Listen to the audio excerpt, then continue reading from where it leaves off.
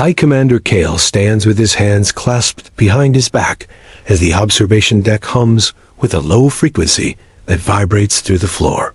The recruits are tall and slender with skin that glows like soft moonlight. Among them is Cadet Eris, who leans closer to the glass than the others. Aris has spent years studying catalogs about the blue planet below, but nothing prepared him for the raw visual of the surface. On the screen to the right of the bay window, a digital map highlights a region in the American Midwest where the terrain is scarred by deep craters and lines of fire. Kale speaks in a voice that is devoid of any inflection. He tells the cadets that they are about to see the end of a long engagement between two human factions. He explains that these creatures possess a chemical called adrenaline, which overrides their survival instinct and makes them unpredictable. Aris watches as the camera zooms in on a small farmhouse surrounded by a vast field of golden wheat. A group of human soldiers led by Sergeant Miller moves through the tall grass. The atmosphere inside the ship becomes heavy. The recruits can hear the heavy breathing of the humans through the audio relay. It is a rhythmic and desperate sound. Miller is a man with a weathered face and eyes that look like they have not seen sleep in weeks. He signals to his team with quick hand gestures. Beside him is Sarah Jenkins, who looks much younger than the others.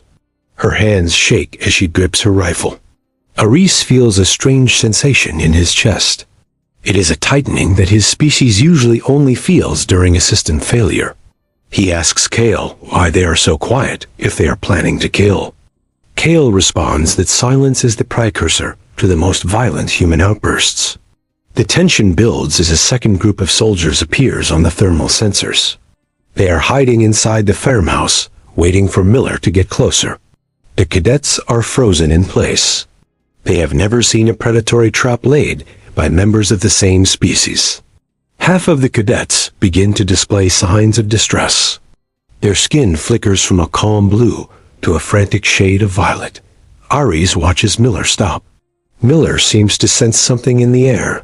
He looks directly toward the farmhouse, and for a moment, it feels to Ares like the soldier is looking right through the camera and into the soul of the alien observers.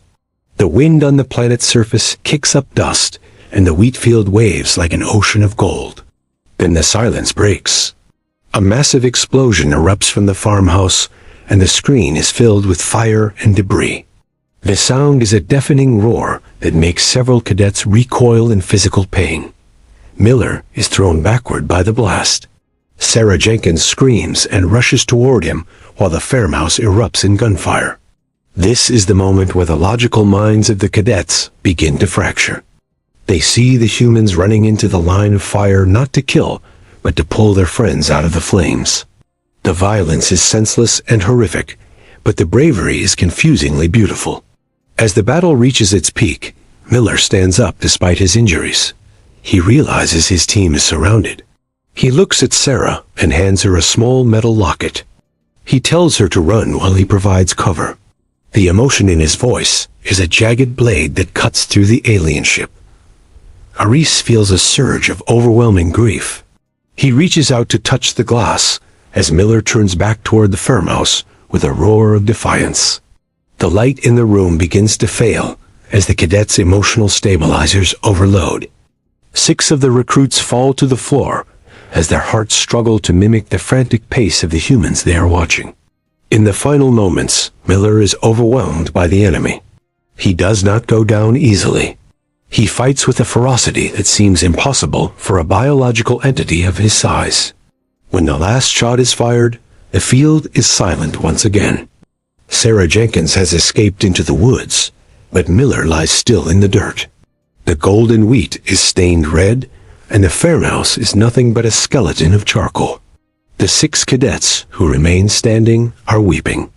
They do not have a word for tears in their language, so they simply let the salt water track down their glowing faces. Kale closes the bay window shutters, and the room is plunged into a dim blue light. He tells the survivors that they have witnessed the greatest tragedy in the universe, which is a species that loves life so much they are willing to die for it.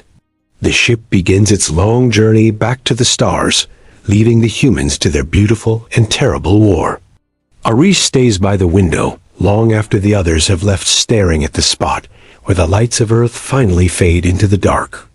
The chaos on the ground intensifies as the thermal scanners on the Xylos vessel pick up a secondary wave of heat signatures, closing in on the farmhouse. Sergeant Miller is struggling to breathe while the dust from the explosion settles in his lungs. He looks at Sarah Jenkins, and his eyes are filled with a desperate clarity that the alien cadets find terrifying. Inside the observation deck, the air grows thick with the psychic residue of the trauma unfolding below. Cadet Aris feels his own pulse hammering against his temples in a rhythm that matches the gunfire. He watches as Miller pushes Sarah behind a crumbling stone wall.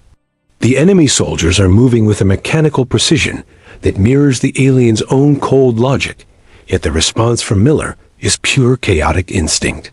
Miller knows they are outnumbered, and he knows the end is coming. He reaches into his tactical vest and pulls out a small photograph of a woman and a child. He looks at it for only a fraction of a second before tucking it back away, and the cadets see his hands stop shaking. His fear has transformed into a singular purpose that the Xylos cannot quantify in their databanks. The turning point occurs when the enemy forces launch a final coordinated assault on the stone wall. The cadets watch as the human soldiers scream at one another, not in anger, but in a frantic attempt to keep each other alive. Aris realizes that the humans are fighting for something more than territory. They are fighting for the memory of the person standing next to them. This realization hits the cadets like a physical blow. On the ship, several recruits begin to hyperventilate as their emotional dampeners fail completely. Their skin turns a deep bruised purple, and they clutch their chests in agony. They are experiencing the human concept of empathy at a lethal dosage. High Commander Kale watches his students collapse one by one, but he does not intervene. He wants them to see the final sacrifice, because it is the ultimate proof of why humanity must remain isolated. In the climax of the battle, Miller realizes that the only way for Sarah and the others to escape the encirclement is for someone to draw the fire of the farmhouse snipers. He stands up from behind the safety of the stones. The audio feed captures his final words to Sarah, which are a command for her to live and tell their families what happened here. He charges across the open wheat field toward the enemy position. The cadets scream in unison as they watch him absorb the impact of the bullets. He does not stop. He continues to move forward, driven by a force that defies biological limitations, until he reaches the farmhouse and detonates his remaining explosives. The screen turns white as a massive fireball consumes the building and the hero. The silence that follows is more deafening than the blast. On the ship, the 6 cadets, who could not handle the emotional surge, have fallen into a deep coma, while the others stand in a trance of profound sorrow. The ending is a haunting display of human persistence. As the smoke clears, Sarah Jenkins emerges from the tree line and walks back to the crater where Miller stood. She finds the small locket and the charred remains of the photograph. She sits in the dirt and begins to sing a low, mournful song that the alien translation software identifies as a lullaby. The remaining cadets, including Aris, fall to their knees. They are no longer observers, but participants in a grief that spans across the stars. Kale finally speaks, and his voice is cracked with an emotion he has suppressed for centuries. He admits that humans are a broken mirror reflecting the best and worst of the universe. He orders the ship to depart immediately before the cadets lose their own identity to the human spirit. As the vessel accelerates away from Earth, Aris presses his palm against the glass. He leaves a faint glowing mark of his handprint as a silent tribute to Miller. The last thing he sees is the small flickering light of Sarah's campfire in the vast dark wilderness. The ship remains in a heavy and suffocating silence as it drifts further into the void. High Commander Kale watches the medical drones move with frantic efficiency to stabilize the 6 cadets who remain unconscious on the floor. Their bodies are reacting to the human conflict as if they had been physically wounded in the field themselves. Cadet Aris stands alone at the edge of the glass, staring down at the darkening curves of North America. He can still feel the echo of Sergeant Miller's final heartbeat thumping in his own chest. The turning point for Aris comes when he realizes that the quarantine is not meant to protect the humans from the aliens, but to protect the aliens from the infectious nature of human love and rage. He looks at his own hands and sees that the moonlight glow of his skin is fading into a dull gray. He is losing the cold logic of his ancestors, and it terrifies him more than the violence he just witnessed. He turns to Kale and asks if the humans know that their pain can be felt across the stars. Kale does not answer because he is staring at the sensors which show Sarah Jenkins still sitting by the crater on the surface. The suspense deepens as a new signal begins to pulse from the ground. It is a distress beacon from Sarah's unit, but it is being intercepted by an enemy scouting party nearby. Aris watches the monitor with a sense of impending dread. He sees the heat signatures of the enemy soldiers closing in on Sarah while she sits exhausted and unaware. The cadets who are still conscious gather around the screen, and their collective anxiety creates a static charge in the air of the deck.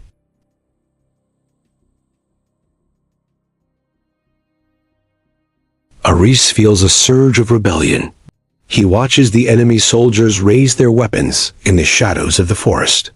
The climax begins when Aris defies his commander's orders and moves toward the communication console. He does not send a weapon or a ship, but he broadcasts a high-frequency pulse that causes the enemy electronics to malfunction for just a few seconds. This moment of confusion gives Sarah the time she needs to hear the snapping of twigs in the brush. She dives for cover and manages to evade the first volley of shots. The emotional weight of the scene peaks as Sarah realizes she is not alone in the dark. She looks up at the sky, and for a split second her eyes lock onto the faint shimmering star that is actually the Xylos vessel. Aris feels a profound connection that transcends space and time.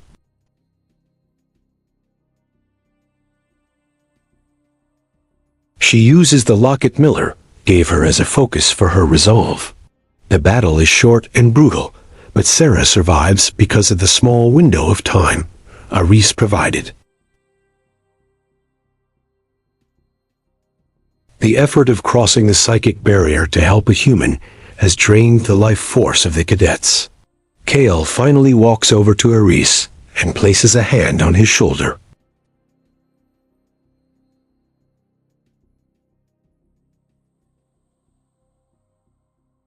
The ending is a quiet and somber reflection on the cost of empathy. The ship finally enters the jump gate, and the image of Earth vanishes into a pinprick of light.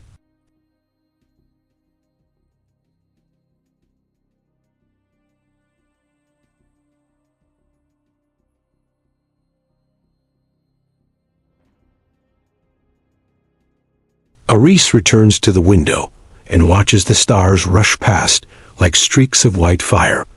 He knows he will never be the same. He has tasted the fire of human spirit, and it has burned away his alien indifference.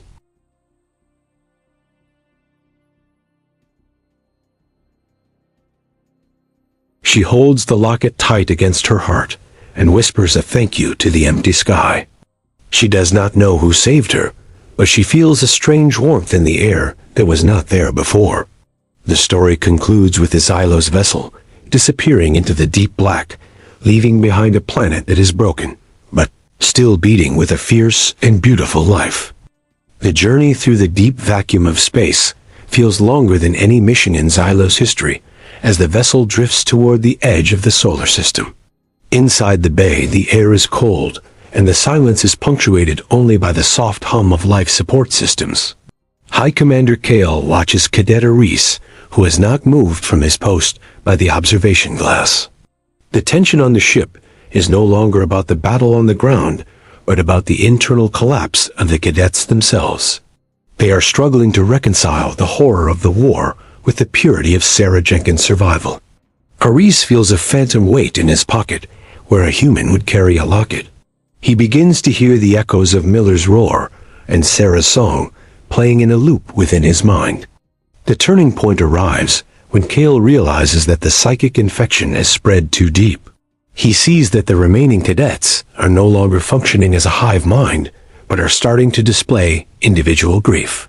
This is a death sentence for their species, which relies on total emotional uniformity to survive.